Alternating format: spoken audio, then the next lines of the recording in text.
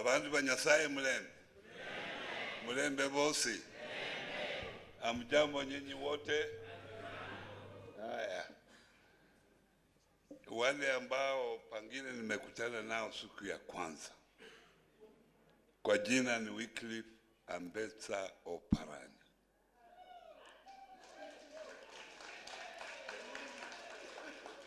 Mimi ni Mluya kamili. Baba yangu ni Mluya, mama alikuwa Mluya, baba yangu Mluya, kuku Mluya. So mimi Mluya ka? Basi. Nilikuja hapa na kabla niongee machache nataka nirudi kwa historia kidogo.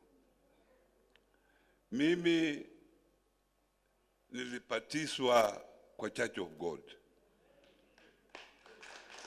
Hii jina Wycliffe ni kutoka kwa Church of God. Na hiyo Church of God inaitwa Emauko Church of God.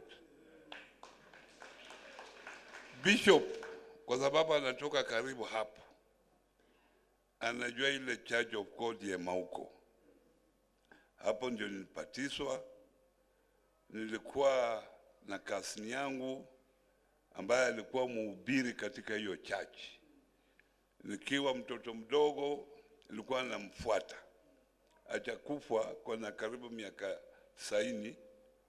Nilikuwa namfuata na yeye alikuwa anahubiri pale. Alafu wakati walikuwa wanapatisha watu kwa River Firati hapo, nikafuata hapo, nikapatiswa hapo pia. Kwa hivyo wakati nimeteuliwa kuwa CS waziri, nilifikiria Church of God.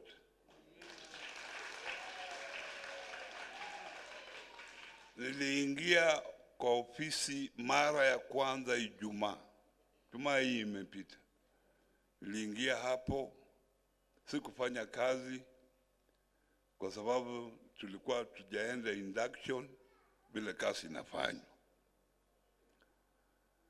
Na nikasema kabla nianze kazi wiki ijayo, kwa sababu tunaenda induction kesho na Tuesday, tukirudi Jumatano ndio kamili tunaingia kwa ofisi na handover ifanyike.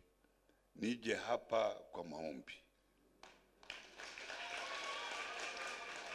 Na kwa sababu nimerudi Nairobi, vile mnajua mimi nilikuwa nyumbani kama gavana. Nimerudi Nairobi, sasa niko karibu na nyinyi. Na mimi nitakuwa mgeni wenu wa mara kwa mara hapa. Mkiniita wakati ule nikiwa gavana, mkiniita hapa mpaka wakati huo niambie gavana wa Nairobi. Nimwambie nina sherehe kule Nairobi mahali fulani, ni kwa sababu wewe ni gavana, mpaka ujue mimi niko kwa sherehe fulani kule Nairobi kwako. Lakini saa hii mkiniita naweza kuingia hapa wakati wowote. Ndio. Kwa sababu mimi ni waziri wa nchi, naweza kuingia mahali popote. Pia kwa historia, Byram Makoha Archbishop ambaye alituacha, tulikuwa marafiki kwa miaka mingi. Na nyinyi mliona wakati alikufa nilikuwa pale karibu. Kabla akufe nilimtembelea kwa hospitali mara 4. Alikufa kama tumeongea mambo mengi sana. Kwa sababu ya hiyo pia nimekuwa karibu sana na Church of God. Na hata ule yuko sahihi. Tuko marafiki. Na tutaendelea kuwa na marafiki na wale ambao wako hapa. ili tuone ya kwamba ujenzi ule rafiki yangu amesema, mna plots ambao mnataka ujenzi, tusaidiane, kanisa iendelee mbele. Lakini nikija kwa wizara, vile mnajua ni Ministry of Cooperative, Micro, Small and Medium Enterprises Development. Jina refu, nitaenda huko nione Waswahili wafafanue, waseme, translate, ndio niseme kwa Kiswahili nikija hapa. Saa hii najua tu cooperatives, ushirika. Na hiyo ni wizara ambayo inaweza kusaidia nyinyi watu wetu kabisa, kwa sababu mkitaka maendeleo yoyote paka tuwe na ushirika, kuja pamoja. Zile vitu ya table banking ya wamama, hiyo ni ushirika. Cooperatives, kuleta pesa, zile SACCOs, kuleta pesa pamoja. Watu wanachukua hizo pesa, members wanachukua kama loans, wanafanyia mambo yao, wanasomesha watoto, wanapeleka biashara. Na ile small enterprises, hizo ndio zinaandika watu wetu wengi. Kwa serikali, vile Bwana Alatu amesema, kwa serikali inaandika tu watu karibu 1,000,000. Watu 15,000,000 wameandikwa na hizi business ndogo ndogo. Ndio kwa sababu sasa hiyo ndio lengo la serikali hii, kuona ya kwamba hizo biashara ndogo ndogo tunasaidiana nao, na zile biashara kubwa tiandike watu wengi. Hata ukiwa na kioski unakiandika wewe mwenyewe, unakaa hapo, lakini ukitoka hapo paka uache watchman hapo, umeandika watchman, ni unaajiri huyo mjamaa. Ukitoka hapo pangine, kwa sababu umesaidiwa, utaenda na kwa duka kubwa. Huko kwa duka utaandika watu 2 kwa kusaidia, na pangine uandike watchman 2 wa usiku na mchana. Hiyo ndio biashara sasa sisi tuko, tusaidiane na nyinyi. Naona vijana Gen Z wanaongea mambo yao, hawana biashara, hawana kazi, hakuna ajira. Sasa mimi niko hapo kupambana nao, kuongelesha hao, tuona kwamba hao vijana wana kitu ya kufanya, si ndio? Hiyo ndio inatakikana, na hiyo ndio kazi yangu. Wako huru wakiwa hapa, na wale watu wote wazee wa mama, mko na uhuru wa kuja kwa ofisi yangu, tusaidiane. Ofisi yangu iko katika NSSF building. Mnajua mahali NSSF iko? Hapo 11th floor. Hata ukifika hapo kama umesahau mambo ya floor, uliza tu hapo chini kwa Oparanya amejulikana kila mahali, atakuonyesha enda 11th floor. Mnajua mimi ni mfanyakazi, mnajua hivyo. Wale watu ambao wametoka na Kakamega, mnaona ile kazi nilifanya huko, hao mimi sikufanya kazi, si nilifanya kazi. Ndio kwa sababu hao wameangalia, wameona huyu mzee anaweza kusaidia kazi, si ndio? Nitawasaidia, nitawasaidia. Lakini kiwaambia twende njia hii ni wanakataa, mimi nitajiondoa na nirudi kwangu. Kwa sababu ukitaka usaidiwe kazi mpaka ukubali, si ndio? Ukubali kusaidiwa.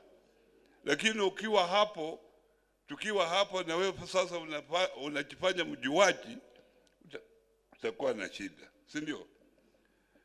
Osotsi na hawa viongozi ambao wako hapa tumefanya mambo ya chama pamoja kabisa. Aladwa hapa akishikilia Nairobi, Bwana Osotsi akishikilia Vihiga, na mimi nikiwa deputy party leader. Wakati nilitoka katika hiyo cheo cha deputy party leader, niliangalia, nikaangalia. Wengi walikuwa wanataka hiyo, lakini nikasema Osotsi huyu amekuwa mwaminifu kwa chama. Nikaambia Raila ule mtu ata replace mimi na Mheshimiwa Godfrey Osotsi, na akakubali. Nimeona kule kwangu Kakamega wengine wanalia, hiyo ilikuwa chama yetu, ilikuwa kiti yetu, hiyo deputy party leader ilikuwa ya Kakamega, kwa sababu kwa nini imeenda Vihiga? Hiyo ni upusi. Muluya ni mulu. Hizi boundaries is just for administration. Sisi wote ni Waluya. Ukiwa unatoka Busia, unatoka Bungoma, unatoka Trans Nzoia, unatoka Kakamega, wewe ni mulu. Hii mipaka hii na administration tu. Hata Vihiga tulikuwa pamoja as one district mpaka 1997, ndio kagawa kwa sababu ya wingi wa watu, lakini tulikuwa pamoja. Kwa hivyo wewe Osotsi, fanya kazi, na nikirudi kutafuta vitu vingine na wewe songa, si ndio? Na mimi niendelee na mambo yangu. Himu ulanga bandu banje. Na ule mhubiri ambao unatoka Kisii, mimi nilisomea Kisii. Nilisomea Kisii School wakati tulikuwa na form 5 na form 6. Nilienda Kisii nikitoka Butere Boys. Kwa hivyo watu wa Kisii pia ninawaheshimu na wapenda, kwa sababu nilisoma kule na niko na marafiki wengi wale nilisoma nao na wengine tumekuwa nao katika siasa. Kwa hivyo, you ladies and gentlemen, I'm there for you.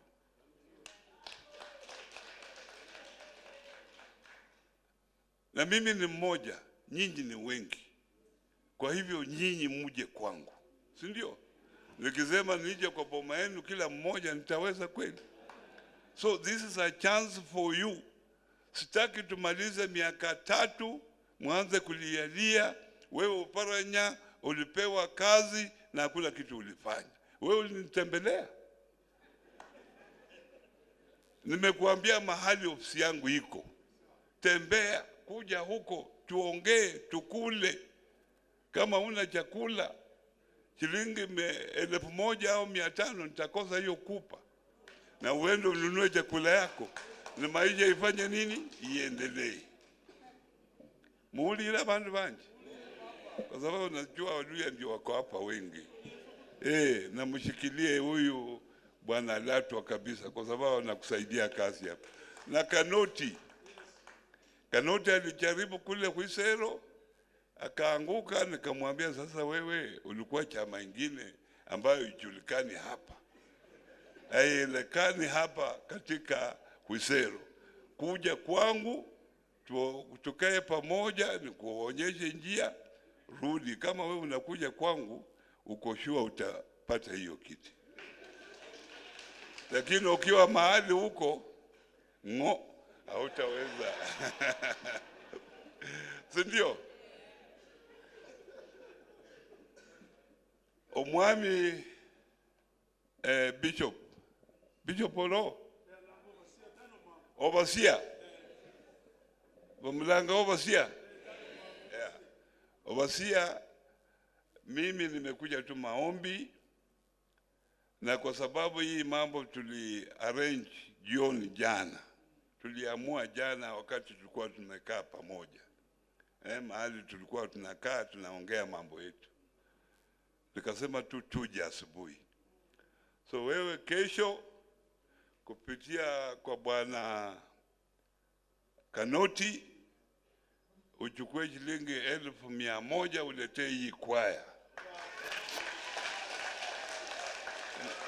Nikija hapa nataka sasa hii kwaya itakuwa kwaya yangu. Nikitaka waje nikiwa na sherehe hapa Nairobi, sasa hii ndio itakuwa kwaya yangu. Na mupime ile uniform ya kupendeza sana. Sindio? Akaje Chimande? I'm there for you. Mnasikia hiyo? Mungu awabariki.